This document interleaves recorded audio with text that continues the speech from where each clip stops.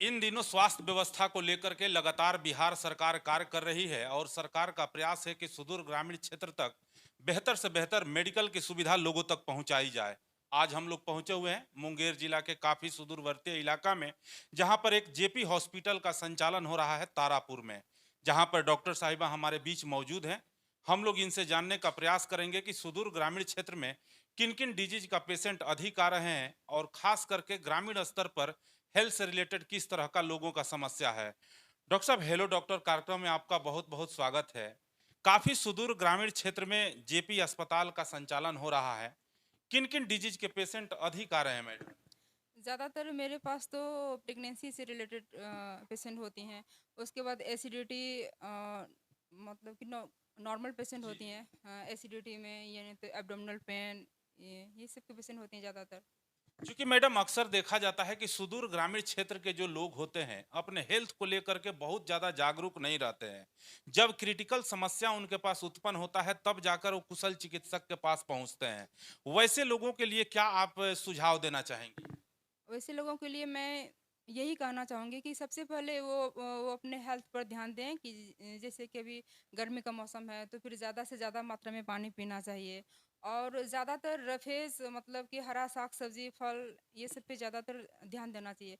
गांव के लोग ज़्यादातर मतलब कि वो अनाज तो सेवन तो करते हैं, लेकिन उनको हरा साग सब्जी दाल के इम्पोर्टेंस के बारे में वो उतना पता नहीं रहता है। और वो ना ही वो ना कंज्यूम करना पसंद करते हैं। इसकी वजह से उनको एसिडिटी का ज़्यादा प्रॉब्लम हो जाता है। क्योंकि देखा जा रहा है मैडम कि मेडिकल के प्रोफेशन में आजकल गांव में जो देखा जा रहा है कि मेडिकल स्टोर पर जो ट्रीटमेंट हो रहा है या जो ग्रामीण चिकित्सक हैं जो सेवा दे रहे हैं, कहीं ना कहीं अनुभव के आधार पर मेडिकल के क्षेत्र में सेवा देना या अनुभव के आधार पर ट्रीटमेंट करना कितना उपयोगी हो सकता है?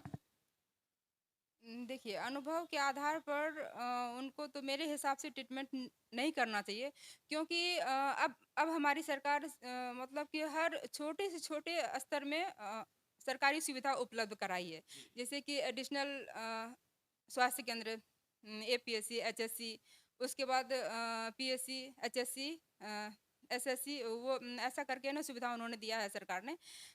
इसी के लिए मेरे हिसाब से उनको पहले अपने नज़दीकी स्वास्थ्य केंद्र में जाना चाहिए। और वहाँ यदि वो नहीं हो सके तो उसके आगे अस्पताल भी है, रेफरल हॉस्पिटल भी हैं, वो हमारे क्षेत्र में भी है। क्योंकि आपका जो जेपी अस्पताल है सुदूरवर्ती इलाका में है मैडम, तारापुर बाजार में, और काफ़ी सुदूर ग्रामीण क्षेत्र से महिलाएं भी आती हैं आपके इस अस्पताल तक। महिलाओं को स्वस्थ रहने के लिए किन किन चीज़ों का विशेष ख्याल होना चाहिए? महिलाओं को स्वस्थ रखने के लिए सबसे ज़्यादा ज़रूरी है कि उनको अपने खान-पान पर ज़्यादा ध्यान देना चाहिए। जैसे कि हरा साग-सब्ज़ी, दाल, दूध, पानी, ये सब तो ज़्यादा मात्रा में पीना चाहिए। हालाँकि वो लोग है कि लेट से खाना खाती हैं, उसकी वजह से। और फिर खाने में मतलब कि हरा साग-सब्ज़ी ये सब ना होना चाहिए कि नहीं, उनको ये भी अच्छे से नहीं पता है, और फिर पता है भी तो उनको ये सब ना पसंद नहीं आता है। इसकी वजह से उनमें ज़्यादातर पेशेंट को हीमोग्लोबिन का कमी हो जाता है। और वो एनीमिया की शिकार रहती हैं, ज़्यादातर पेशेंट तो हमारी वैसी ही रहती हैं। निश्चित तौर पर ये थी महिला चिकित्सक जेपी अस्पताल के मैडम, जो कि काफ़ी बहुमूल्य सुझाव दी, और इनका कहना है कि अगर आपको स्वस्थ रहना है तो स्वच्छ रहना बहुत ज़रूरी होगा। जहां भी आप रहते हैं घर के आसपास में सफाई का विशेष ख्याल रखें, संतुलित आहार लें, निश्चित तौर पर आप स्वस्थ रहेंगे। ऐसा मैडम, हम लोग जब मीडिया के टीम हेलो डॉक्टर कार्यक्रम के माध्यम से तारापुर के विभिन्न इलाकों में जब गए हम लोग, तो ये जानकारी हुआ कि जेपी अस्पताल में जो मैडम जो सेवा देती हैं, तो उनके माध्यम से काफ़ी गरीब गुरबा के लिए कई तरह के फैसिलिटी या सुविधा उपलब्ध कराया जाता है। इस पर क्या कहना चाहेंगे? हाँ, इसमें इसमें तो मुझे इंटरेस्ट है, क्योंकि बहुत सारे पेशेंट ऐसे हैं जो कि सरकारी अस्पताल के अलावा उनको प्राइवेट में यदि ट्रीटमेंट का यदि ज़रूरत पड़े, तो उनके पास उतना फ़ी के लिए रकम होता नहीं है, क्योंकि वो बहुत ज़्यादा पुअर होते हैं। फिर हमारे यहाँ मेरी ड्यूटी फ्राइडे और फिर संडे को नहीं रहती है। जी। इसकी वजह से मैं 2 दिन पेशेंट को मुफ्त में सलाह देना चाहती हूँ। और फिर मैं ये पिछले 1 साल से कर रही हूँ। और इसमें पेशेंट तो मेरे लगभग में डेली 50 से 60 पेशेंट का फ्लो तो मेरा रहता ही है, फिर फ्राइडे और फिर संडे को।